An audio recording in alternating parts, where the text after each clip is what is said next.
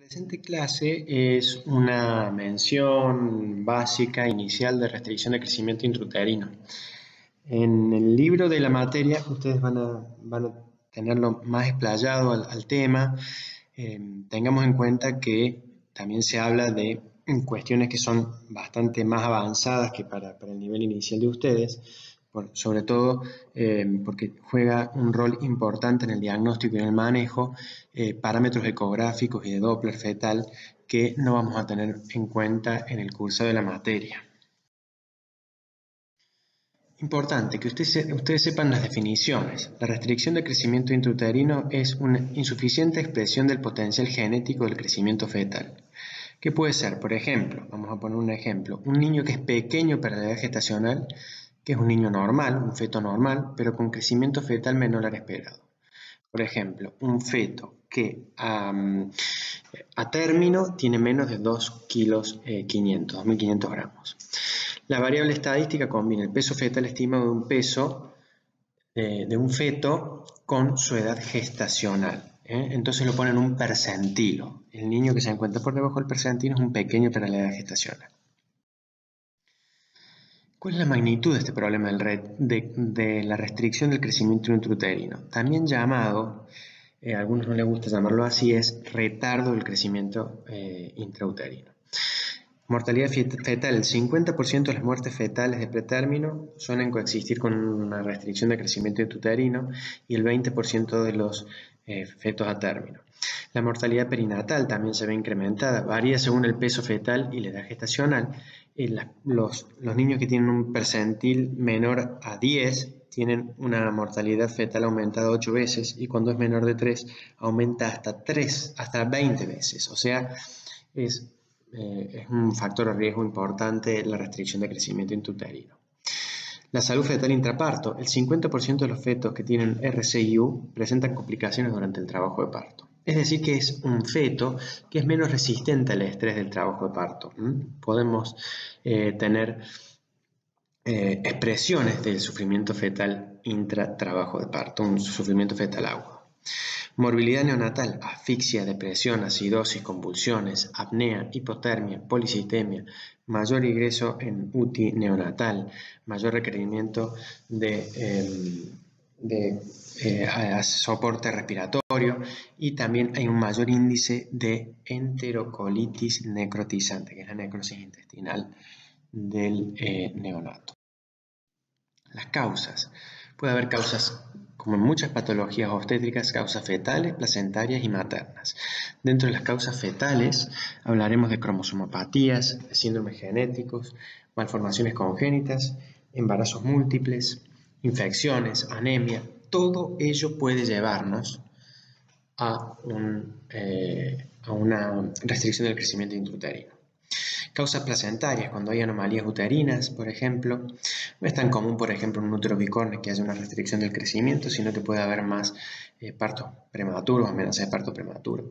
Los miomas, esto es algo relativo también. Los miomas, pues, es más común que un mioma, un leiomioma, como vimos en la parte de ginecología, produzca una posición viciosa del niño, transversa o de nalgas, más que una restricción del crecimiento. Un tumor placentario sí, inserciones filamentosas del cordón, arteria umbilical única, son cuestiones más comunes que pueden producir una restricción del crecimiento intrauterino.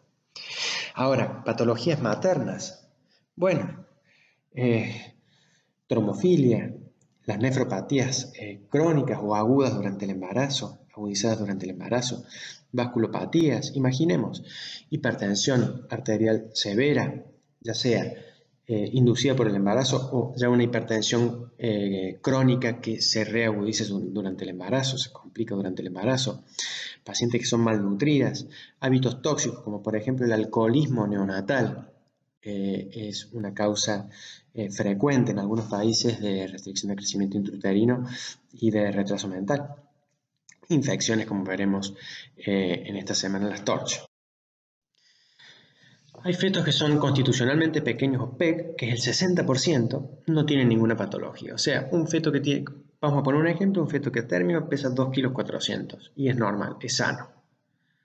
Ese es el PEC pequeño para la edad gestacional.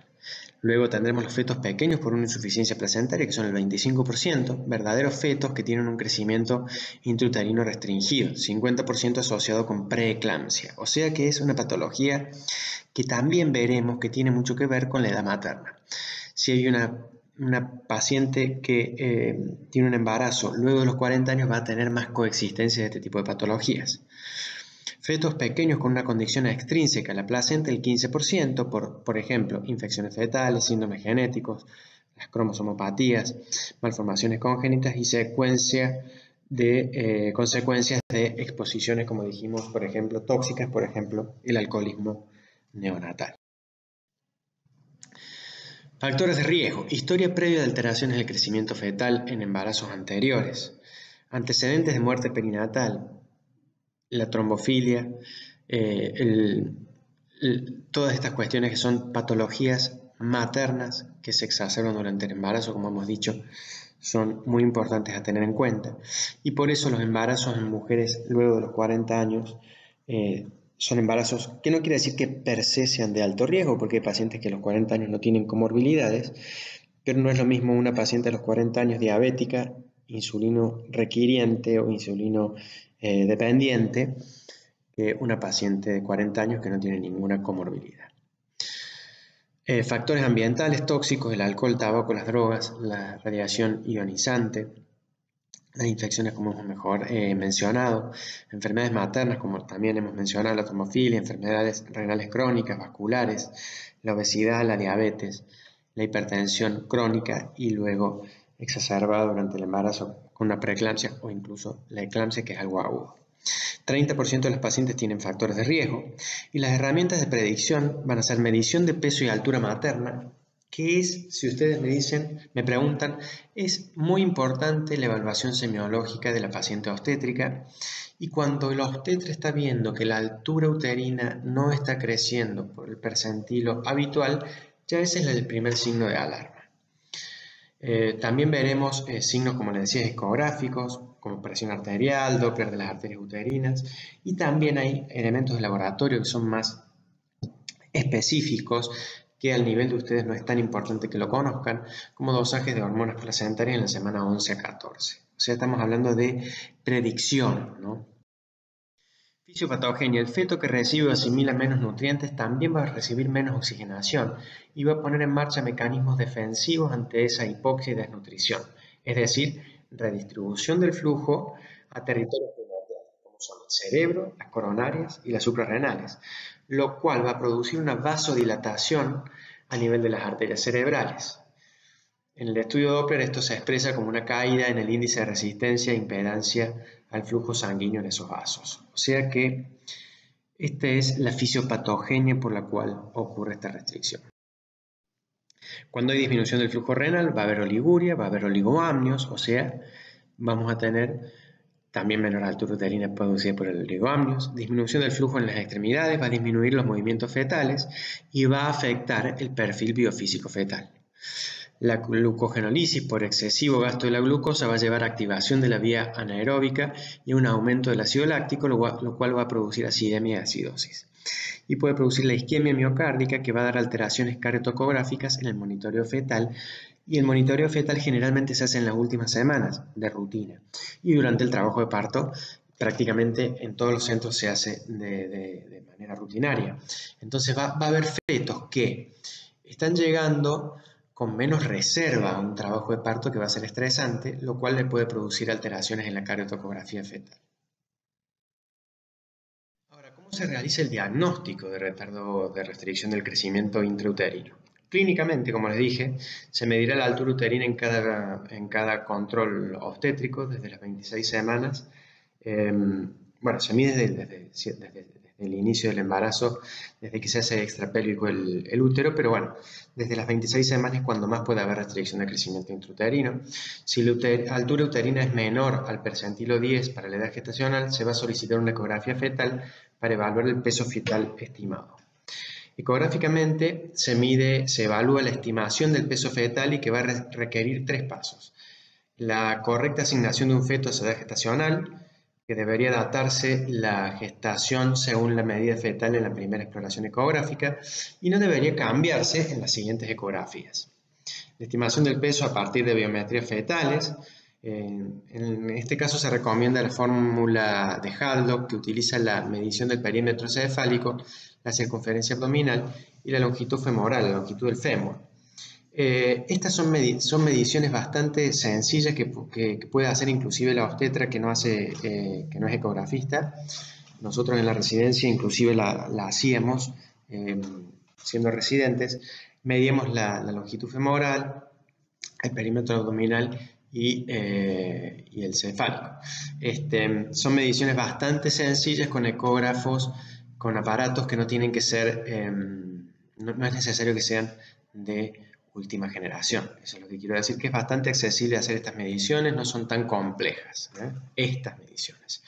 Y también se va a medir el cálculo del percentil del peso para la edad gestacional, luego de estimar el peso fetal y conociendo además la edad gestacional, se va a calcular el percentilo del crecimiento.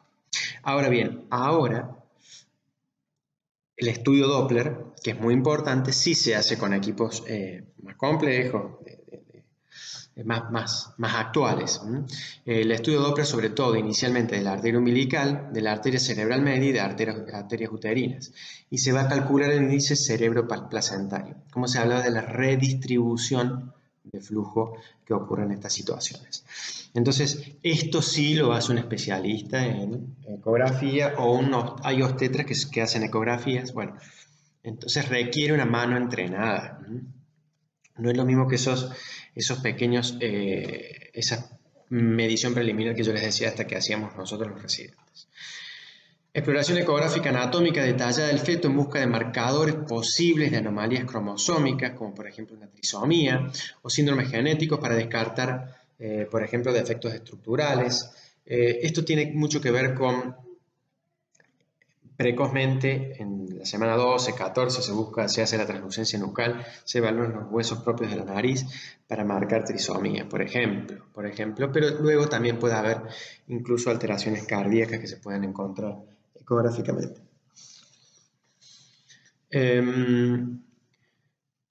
Control obstétrico habitual, el control de tensión arterial, la proteinuria, el examen analítico de laboratorio. Es fundamental también para evaluar las pacientes que tienen una preeclampsia coexistente con la restricción del crecimiento intrauterino. Está indicado el estudio genético del líquido amniótico con amniocentesis, con una punción del líquido amniótico en los casos de sospecha que haya una anomalía cromosómica o de un estudio genético. Estudiar infecciones. Cuando tenemos una restricción de crecimiento intrauterino hay que descartar que esa paciente, y esto entra dentro de la analítica y el control obstétrico habitual, la toxoplasmosis, por ejemplo. Los que no entran dentro de los habituales son la rubiola y el citomegalovirus. RCIU precoz o temprano, menor de 34 semanas. El RCIU tardío, luego de las 34 semanas. Entonces acá tenemos una primera clasificación en precoz y tardío. Es más común el tardío. Hay un grado de insuficiencia placentaria alta en el precoz. Hay hipoxia franca, activa mecanismos de adaptación cardiovascular, es más grave. Tolerancia fetal a la hipoxia es alta con deterioro progresivo antes de la muerte. Tiene resultados perinatales de alta mortalidad y morbilidad neurológica. Y la detección es fácil, con signos y secuencias de Doppler relativamente constantes, ecográficamente hablando. El tardío tiene una incidencia más elevada, del 5% en los embarazos, el otro era el 0,5, o sea, 10 veces más infrecuente. Grado de insuficiencia placentaria bajo, la hipoxia es sutil, no hay compensación cardiovascular. La tolerancia fetal a la hipoxia es baja, con ausencia de secuencia de deterioro clara. Los resultados perinatales son de menor mortalidad y morbilidad neurológica más sutil. Y la detección es más difícil, con menos del 50%, con signos más sutiles y secuencia Doppler inconstante. Estamos hablando de el último renglón es ecográfico. En cuanto al seguimiento, ¿cómo se hace el seguimiento de un niño que tiene una restricción del crecimiento intrauterino? Principalmente, esos controles son ecográficos con Doppler fetal. Los parámetros que se utilizan para evaluar el bienestar fetal son estudio Doppler de la arteria umbilical, de la arteria cerebral media, el índice cerebroplacentario, las arterias uterinas van a adquirir, en este caso, una especial importancia en la valoración del riesgo del retardo o restricción de crecimiento intrauterina tardía, y se debe utilizar el promedio del IP de ambas arterias uterinas. También se evalúa el ductus venoso después de la edad gestacional, es el parámetro que ha mostrado una mayor asociación con la mortalidad perinatal, por lo que la ausencia o reversión de la onda A es lo que se dice, esto no se compliquen ustedes con toda esta evaluación, la reversión o ausencia de la onda A va a ser uno de los primeros determinantes para llevar a la finalización de una restricción de crecimiento intrauterino precoz. Cuando hablo de finalización del embarazo, que generalmente, de acuerdo a los parámetros, hay que ver si es pasible de inducir el trabajo de parto o directamente terminarlo con una operación cesárea. ¿Cómo se hace el seguimiento? Entonces, el líquido amniótico, se evalúa la disminución o no del volumen de líquido amniótico y se va a expresar mediante oligoamnios en los fetos con restricción de crecimiento intrauterino, y se debería en parte a una disminución de la perfusión renal, como ya lo hemos explicado anteriormente. El registro cariotocográfico, la cariotocografía fetal, que también van a ver en la clase de evaluación de bienestar fetal, solamente ha demostrado ser útil el registro computarizado, y también evaluando a la vez los movimientos fetales, como los movimientos activos fetales. El perfil biofísico también, la correlación con la hipoxia no es tan buena con este perfil biofísico, mientras que es un aceptable indicador de acidosis, ya que va a generar cambios en el tono y los movimientos fetales. El volumen del líquido amniótico es un indicador de compromiso crónico que va disminuyendo paulatinamente, y en el 90% de los casos la alteración de los flujos venosos se produce unos 2 o 3 días o 48 o 72 horas antes de que ocurran cambios en el perfil biofísico fetal. Conducta obstétrica es el reposo relativo, tratar que la paciente trate de hacer no reposo absoluto en cama, pero un reposo bastante importante, madurar el pulmón del bebé con corticoides. La edad gestacional de 26 a 34.6 semanas es cuando se puede iniciar la maduración fetal, y hacer neuroprofilaxis con sulfato de magnesio, que se hará 4 horas previas al nacimiento. En esta diapositiva figura todo lo que sería el manejo con Doppler, los seguimientos, la finalización, la vía de parto.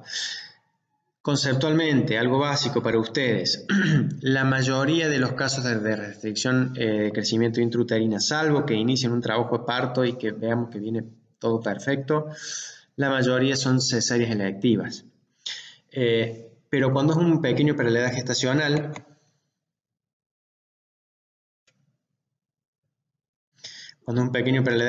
veremos que no está contraindicado el parto vaginal.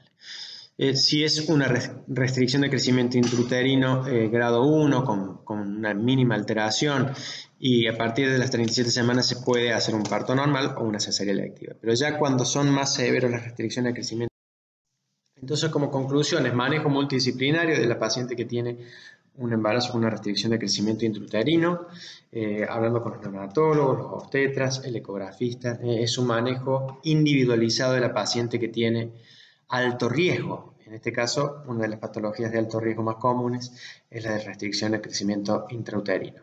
O sea que muchas veces estas pacientes son manejadas por un consultorio que se llama consultorio de alto riesgo, por ejemplo, ese puede ser uno de los nombres, y en un hospital, y esas pacientes son direccionadas allí. Por ejemplo, una paciente que tiene preeclampsia, una paciente obesa, una paciente diabética, una paciente que cursa un embarazo con restricción de crecimiento intrauterino, son pacientes habituales en un consultorio o en un departamento de alto riesgo. El control obstétrico básico con la altura uterina es muchas veces el que nos va a llevar a diagnosticar, a sospechar una restricción de crecimiento intrauterino, y es muy importante manejar los factores de riesgo, un manejo previo de esos factores de riesgo. Bueno, espero que haya sido útil esta pequeña clase, pero esto es lo que básicamente ustedes deben conocer de restricción de crecimiento intrauterino. En el manual van a tener, como les decía, algunas cuestiones un poco más finas que las pueden ampliar desde el manual. Muchas gracias.